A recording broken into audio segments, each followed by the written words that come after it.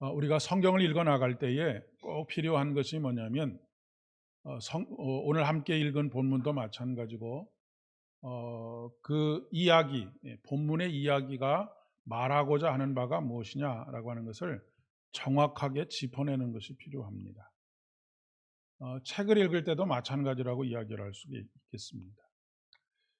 특히 서양 사람들과 우리나라 사람들의 그 책을 쓰는 과정에 있어서, 책을 만드는 과정에 있어서, 글을 쓰는 과정에 있어서 아주 정반대의 그런 경우들을 볼 수가 있습니다. 서양 사람들과 달리 우리나라 사람들은 하고 싶은 말을 가장 나중에 끝에 합니다. 이런 글 습관을 가지고 있는데, 서양 사람들은 두괄식이라고 해서 글을 쓰면서 내가 오늘 지금 무슨 말을 하려고 한다라고 하는 것을 가장 먼저 앞에다 밝혀놓고 그 말하고자 하는 것을 뒤에 이렇게 설명을 합니다. 그런데 우리나라 사람들 같은 경우에는 미괄식이라고 하죠. 결론은 뒤에 있습니다. 앞에 뭐 아무리 절반 이상을 읽어도 결론이 무엇인지에 대해서 알 수 없을 수도 있겠습니다. 영어에서는 동사가 앞에 주어 바로 다음에 나오는데, 우리나라의 경우에는 맨 밑에 무엇을 한다라고 하는 동사가 나오는 그런 글 습관을 가지고 있습니다. 그래서 우리나라 그 속담에 한국 사람 말은 끝까지 들어봐야 된다라고 하는 말이 생긴 이유가 바로 그런 이유입니다. 성경을 묵상할 때 본문이 말하고자 하는 바를 아주 정확하게 짚어내지 못하고 여기에도 저기에도 이렇게 관심을 가지다 보면 곁가지의 이야기만 하다가 끝날 가능성이 굉장히 많이 있습니다. 부수적인 이야기들을 하는 것이죠. 마치 코끼리 다리를 만지는 것하고 비슷한 그런 모습입니다. 그 앞을 잘 못 보시는 분이 코끼리 다리를 만지면서 왼쪽에서 만진 사람과 오른쪽에서 만진 사람, 뒤쪽에서 만진 사람 다 자기가 만진 것들이 좀 다르지 않겠습니까? 그러면서 이것이 코끼리다라고 말하는 것, 그런 어리석음을 범할 수도 있다라고 하는 것입니다. 물론 만져본 그 자리, 그리고 집중해서 묵상한 그 이야기, 그것이 귀한 통찰력들을 가져다 줄 수 있습니다. 그런데 그 통찰력은 부분적인 것일 뿐이라고 하는 말씀입니다. 성경 본문을 통으로 읽어야 하는 이유가 바로 여기에 있는 것이죠. 그러니까 설교를 할 때도 제가 거의 그래 본 적이 거의 없는 것 같은데, 성경을 한 절 혹은 두 절만 가지고 설교를 하다 보면 그런 오류에 빠질 가능성, 반드시 그렇게 된다는 얘기가 아니고 그런 오류에 빠질 가능성이 굉장히 많습니다. 주일에도 본문이 상당히 길음에도 불구하고 4개의 성경 본문을 다 읽는 이유가 여기 있습니다. 오늘 본문에서 말하고자 하는 말씀의 이야기의 핵심이 어디 있다라고 그렇게 생각을 하십니까? 이 여인이 사마리아 여인이라고 하는 것에 집중해 볼 수도 있겠고요. 남편이 5이나 있었다라고 하는 것에 대해서 주제를 삼을 수도 있겠고, 아니면 목마른 자들에게 생수를 주시는 예수 그리스도에 대해서도 얼마든지 집중해서 이야기할 수 있습니다. 나름대로 깨달음을 주는 귀한 깨달음이라고 이야기할 수가 있겠죠. 그런데 오늘 전체적으로 놓고 봤을 때 이 이야기가 사마리아 여인의 이야기가 하고자 하는 그 핵심이 무엇이냐면, 하나님께서 찾으시는 예배자로서의 사마리아 여인의 이야기를 하고 싶으신 것이죠. 그러니까 목이 마르다라고 하는 것으로 그 사마리아 여인과 대화를 시작하셔서 이런 것을 영어로는 소위 말해서 빌드업을 한다라고 하는 것입니다. 그러니까 본래 하고 싶은 이야기가 있는데 그 이야기를 하기까지 그냥 훅 하고 처음부터 그 얘기를 하면 잘 알지를 못하니까 조금씩 조금씩 주변적인 이야기들을 하면서 본래 하고 싶으신 이야기를 하고 계시다라고 그렇게 생각하시면 되겠습니다. 여러분, 하나님께서 찾으시는 예배자는 어떤 사람일까요? 예루살렘 성전에 가득 채워져 있는 예배자들은 어떤 사람들이 주로 예루살렘 성전에 채워져 있었을까요? 예루살렘 성전에 주로 채워져 있는 사람들은 제사장을 중심으로 해서 서기관들, 율법학자들, 바리새인들, 이런 사람들이 주를 이루지 않았을까 싶습니다.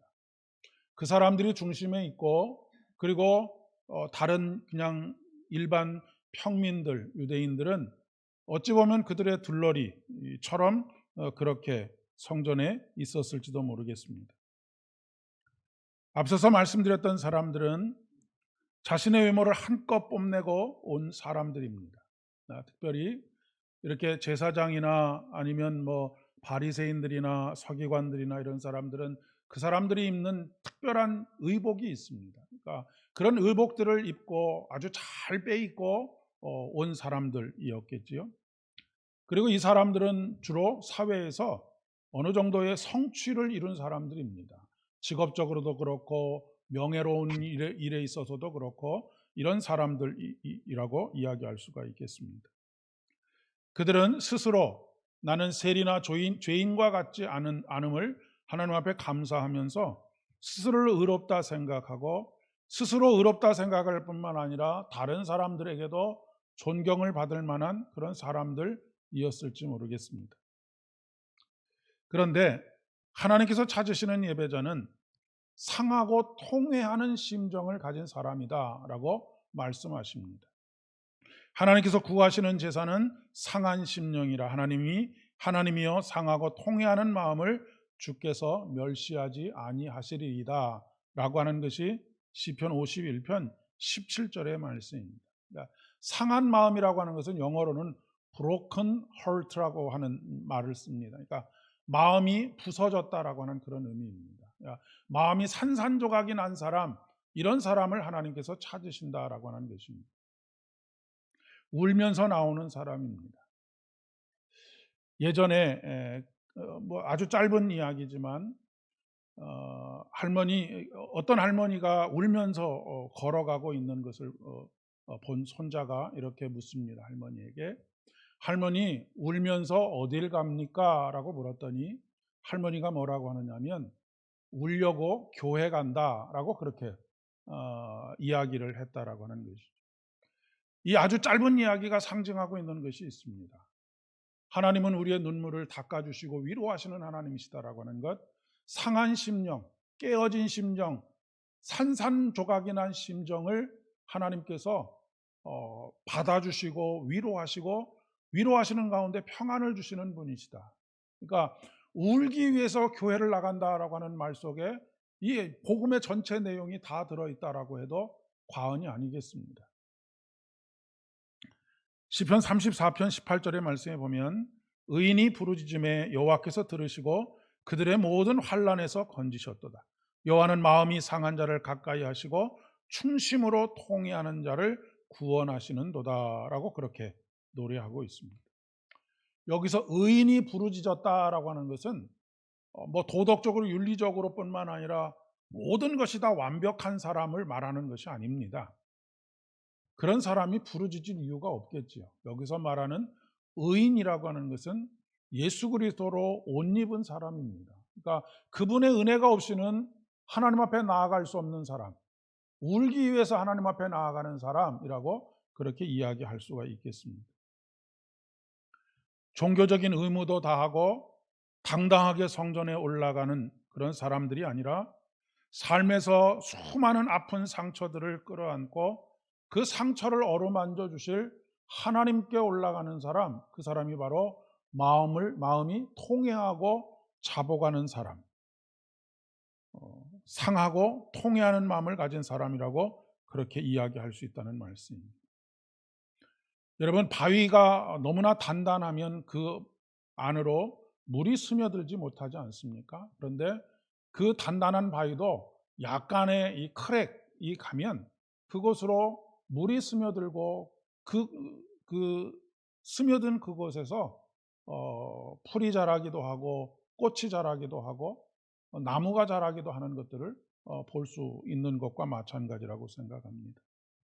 산상수훈의 말씀을 통해서 예수님께서 애통하는 자에게는 복이 있나니 하나님께서 그들을 위로해 주실 것이다 라고 말씀하십니다.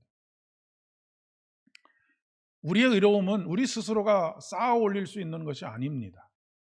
우리가 쌓아 올린 어떤 성취나 아니면 도덕적 윤리적인 행위들로 대신할 수 있는 것이 아니라고 하는 것입니다. 오직 십자가 위에 달리신, 그래서 우리의 죄와 허물을 대속하시고 도말하신 예수 그리스도의 은혜를 덧입는 것입니다.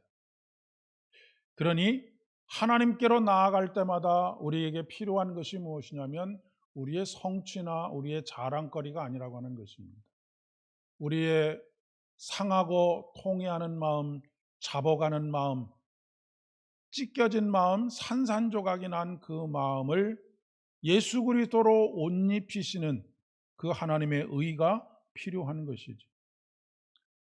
그러므로 형제들아, 우리가 예수의 피를 힘입어 성소에 들어갈 담력을 얻었나니 그 길은 우리를 위하여 휘장 가운데로 열어놓으신 새로운 살 길이고 휘장은 곧 그의 육체니라 라고 말씀하고 계시는 이유가 바로 여기 있습니다. 우리가 성소를 지나 지성소로 담대하게 나아갈 수 있는 이유가 무엇이라고요?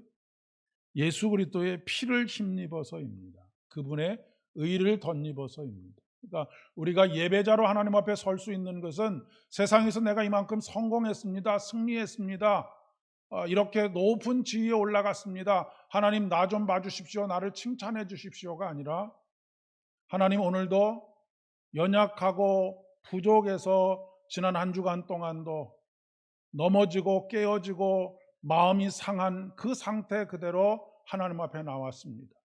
물론 이 허물과 죄가 많은 이것만으로 주님 앞에 나아갈 수 없지만 예수 그리스도의 보혈의 은혜를 우리에게 덧입혀 주셔서 당신에게 나아갈 수 있는 담대함을 허락해 주십시오 라고 그렇게 하나님 앞에 서는 사람이 바로 하나님을 예배할 수 있는 사람이 된다라고 하는 것을 말씀하고 계시는 것이죠. 우리에게 거기에 바로 살 길이 있다라고 말씀하십니다. 휘장 가운데 열어놓으신 새로운 살 길이라고 하는 것은 무엇입니까? 생명의 길입니다. 이런 사람들은 어찌 보면 세상에서 철저하게 거절과 배제를 당했던 경험들이 있는 사람들이었을 것입니다. 사마리아 여인이 남편이 5이나 있는데 지금 살고 있는 그 남자는 너의 남편이 아니다라고 말씀하고 있는 이유가 여기 있습니다. 5명의 남편이 있고 지금 사는 남자가 남편이 아니라고 하는 이야기는 5번 결혼을 했는데 그 4번째까지는 아마도 이 여인에게 이혼 증서를 써주었던 것 같습니다. 이혼 증서를 써주면 다른 남자에게 시집을 갈 수 있는데 5번째 남편은 이혼 증서조차도 써주지 않았던 것 같습니다. 그래서 지금 호구지책으로 사실 홀로 되게 되면 아무런 먹고 살 수 있는 방법이 없고 안전도 보장이 되지 않는 그런 상황 속에서 어쩔 수 없이 또 다른 남자에게, 사실은 그것은 그냥 율법적으로만 보면 간음을 하는 행위와 똑같습니다.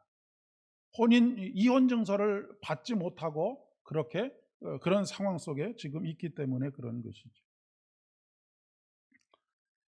이미 5번의 거절과 배제를 당한 사람입니다. 남편에 의해서 버려진 존재라고 하는 것을 말하고 있는 것이죠. 우리가 지금 이것은 결혼에 관련된 문제고 남녀 간에 관한 문제이지만 지나온 세월들을 살아오면서 얼마나 많은 거절과 배제의 경험들이 많이 있는지 모릅니다. 아주 어렸을 때부터 이런 이유로 거절당하고 저런 이유로 배제를 당하고 했던 일들이 굉장히 많이 있는 것이죠. 그것이 10번도 넘고 20번도 넘고 100번도 넘는 그런 사람들도 충분히 있을 수 있습니다. 이 당시의 여인들은 지금과 같은 권리를 가지고 있는 것이 아니었던 것을 여러분 알고 계시리라 생각합니다. 남편이 아내와 살다가 싫어지면 여러 가지 이유들을 핑계를 붙여 가지고 아내를 버렸습니다. 율법에 의하면 아내와 이혼을 할 수 있는 길은 오직 단 하나밖에 없었는데, 그것은 간음했을 때 이혼할 수 있었습니다. 그런데 간음하지 않았는데 버리고 싶을 때에는 여러 가지 이유와 핑계들을 대서 아내를 버렸던 것이죠. 그래서 그런 일들을 그렇게 해서 이제 이혼을 하게 되면 이혼 증서가 없을 경우에 간음하다가 버림을 받은 것으로 사람들에게 오해를 받을 수 있기 때문에 여인을 보호하기 위해서 모세를 통하여서 이혼 증서를 써줘라라고 그렇게 이야기를 했던 것이죠. 한 번의 거절과 배제도 큰 상처인데, 일륜지 대사라고 하는 결혼을 5번이나 거절당하고 배제당하고 버림을 받았다라고 한다면 이 여인의 마음속에는 씻을 수 없는 상처가 있지 않았겠습니까? 말 그대로 마음이 산산조각이 나고 말았을 것입니다. 이런 사람이 성전에 들어간다라고 하는 것은 그 당시에는 절대로 용납받을 수 없는 일이었죠. 결코 곁을 내주지 않는 그런 사회였던 것입니다. 오히려 곁으로 다가오면 피하는 그런 사회였던 것이죠. 그런데 우리 주님께서는 그녀를 일부러 찾아가셨습니다. 그리고 그녀에게 말을 건네셨고 그녀의 상처를 품으셨습니다. 한국 교회의 문제는 눈물이 사라지고 있다라고 하는 것이 아닐까 싶습니다. 눈물이 사라졌다라고 하는 것은 상한 마음을 가지고 하나님 앞에 나오는 사람들이 점점 사라져가고 있다라고 하는 의미가 아닐까 싶습니다. 울기 위해서 교회에 간다라고 하시는 그 할머니의 그 대답, 우리가 다시 한번 깊이 생각해 보아야 할 것이라고 생각합니다. 그러면 왜 상한 마음을 가지고 나오지 않는 것일까? 마음이 상하지 않았기 때문일까? 그렇지 않습니다. 이전에 우리가 살던 몇십 년 전과 비교했을 때 지금 인간관계에서 겪게 되는 마음의 상처와 아픔은 훨씬 더 많아졌습니다. 예전에는 관계가 단순했기 때문에 그렇게 크게 상처를 주고받을 일들이 그렇게까지 많지 않았는데, 요즘은 모든 것이 자기중심적으로 돌아가다 보니까 서로가 서로를 찌르는, 마치 고슴도치와 같아서 가까이 가면 가까이 갈수록 깊이 찌르는 일들이 많아지고 있다라고 하는 그런 이야기입니다. 그런데도 불구하고 상한 마음으로 하나님 앞에 나오지 않는 이유는 거짓 위로에 길들여져 있기 때문이라고 할 수 있겠습니다. 여러분, 우상이라고 하는 것이 무엇이겠습니까? 우상은 금이나 은이나 돌이나 나무 같은 것으로 만드는 것만을 우상이라고 이야기하지 않습니다. 실제적으로 위로가 되지 않는 거짓 위로를 주는 것, 모든 것이 다 우상입니다. 우리가 구해야 할 것은 하늘의 위로와 평안이지 거짓 위로가 아닌 것이죠. 북이스라엘과 남유다가 멸망을 당할 때 가장 활개를 쳤던 사람들이 누구냐면 거짓 선지자들입니다. 이 거짓 선지자들이 뭐라고 끊임없이 백성들의 마음을 호도했느냐면 괜찮다, 괜찮다 라고 하는 것이었습니다. 큰 문제 없다. 우리는 평안하다. 지금 우리가 이렇게 큰 군대 앞에 바람 앞에 등불과 같지만 하나님께서 우리를 보호해 주실 것이고 지켜 주실 것이다 라고 그렇게 이야기를 했었던 것이죠. 하나님을 빙자한 거짓 예언을 했었던 것입니다. 우리나라 지금 살아가고 있는 세대가 가장 경제적으로 큰 충격파를 받았던 IMF가 사실은 그 전날까지도 우리나라가 그렇게 어려운지에 대해서 알고 있는 사람은 실무 당국자 몇 사람밖에 없었습니다. 모두가 다 우리나라는 이제 어마어마하게 잘 살게 될 것이다라고 그렇게 신문과 뉴스와 모든 학자들이 다 그렇게 떠들고 있었던 그런 상황이었던 것이죠. 물론 수고와 무거운 짐을 지고 살아가는 인생들을 위로해야 하는 것은 두말 나위가 없습니다. 그러나 참된 위로가 무엇인지를 알아야 하는 것이죠.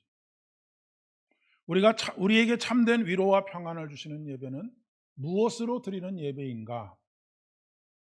오늘 말씀은 영과 진리로 드리는 예배라고 그렇게 말씀을 하십니다. 그리고 예루살렘 성전에서 드리는 예배냐 아니면 단과 베델에서 드리는 예배냐라고 하는 장소의 문제가 아니라고 하는 것도 이야기를 하고 있습니다. 그러니까 남유다와 북이스라엘이 나눠졌을 때 북이스라엘에 있는 사람들이 백성들이 자꾸 남유다의 예루살렘으로 예배를 드리러 가다 보니까 사람들의 마음이 자꾸 남유다에게 빼앗겨서 정권이 흔들리지 않을까라고 하는 생각 때문에 단과 베델에 예루살렘과 똑같은 그런 단을 쌓게 되었던 것이죠. 그런데 그렇게 되다 보니까 예루살렘에서 드리는 예배는 진짜고 북이스라엘에서 드리는 예배는 가짜다라고 그렇게 주장을 했었던 것입니다. 정통성이 어디 있느냐의 싸움이었던 것이죠. 그런데 예루살렘 성전에서 드리는 예배만이 아니라 하나님께서 북이스라엘의 어느 곳에서도 드리는 예배든 상하고 통회하는 마음으로 하나님 앞에 드리는 삶은 다 받으시는 삶이라고 하는 것을 말씀하고 있는 것입니다. 특별히 영과 진리로 예배를 드린다 할 때 진리라고 하는 것은 말씀을 말하는 것입니다. 이 말씀은 히브리서 4장 12절에 있는 12절 이하에 있는 말씀처럼 하나님의 말씀은 살아있고 활력이 있어 좌우의 날선 어떤 검보다도 예리하여 혼과 영과 및 관절과 골수를 찔러 쪼개기까지 하며 또 마음의 생각과 뜻을 판단하나니 지으신 것이 하나도 그 앞에 나타나지 않음이 없고 우리의 결산을 받으실 이에 눈앞에 만물이 벌거벗은 것 같이 드러나리라 라고 말씀하고 있습니다. 그러니까 영과 진리, 말씀으로 예배를 드리라고 할 때에 이 말씀이 우리의 삶의 거울이 되어서 우리가 벌거벗은 것처럼 우리 자신이 완전히 하나님 앞에 드러나게 되는 것. 하나님을 피하게 되었을 때 아담과 하와는 어떻게 했습니까? 숨어서 자기를 가리우지 않았습니까? 이것이 바로 죄이고 이로 말미암아 사망이 우리에게 들어오게 된 것이죠. 그런데 하나님 앞에 벌거벗은 몸으로 서게 되었다라고 하는 것은 무엇을 의미하는 것이냐면 다시 하나님의 형상을 회복하게 되는 것을 의미하는 것입니다.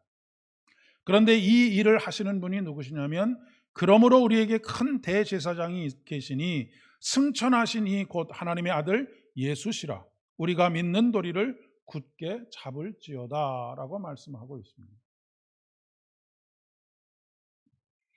그런데 우리에게 있는 이 대제사장은 우리의 연약함을 동정하지 못하실 리가 아니요 모든 일에 우리와 똑같이 시험을 받은 이로되 죄는 없으시니라 라고 말씀하십니다.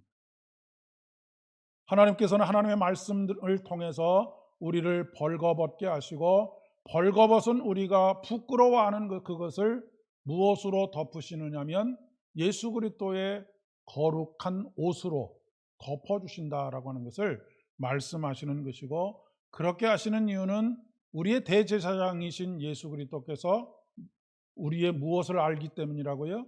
우리의 연약함을 알기 때문이다 라고 말씀하고 계시는 것입니다. 하나님의 말씀으로 상처가 드러나고 우리의 연약함을 동정하시고 도우시는 하나님의 은혜를 덧입어서 성소를 지나 그의 육체에 찢어지는 것이 상징하는 성전의 휘장을 지나서 지성소로 들어가는 것이죠. 지성소에 들어간다는 것은 하나님의 임재 앞으로 나아가는 것입니다. 하나님의 현존 앞으로 나아가는 것이죠. 이 과정에서 성령께서 어떤 역할을 하시느냐면 우리의 죄를 깨닫게 하십니다. 그리고 회개하게 하시죠.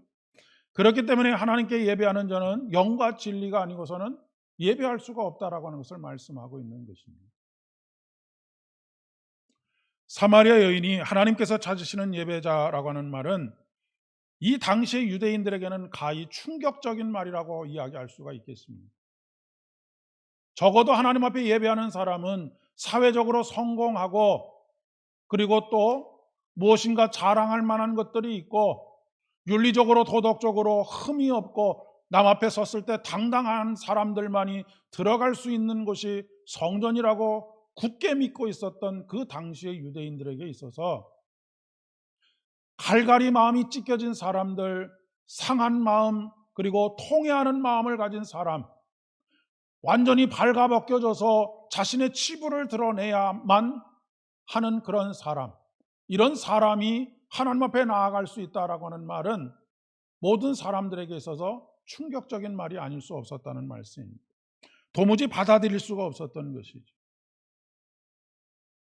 그런데 그때만 그렇겠습니까?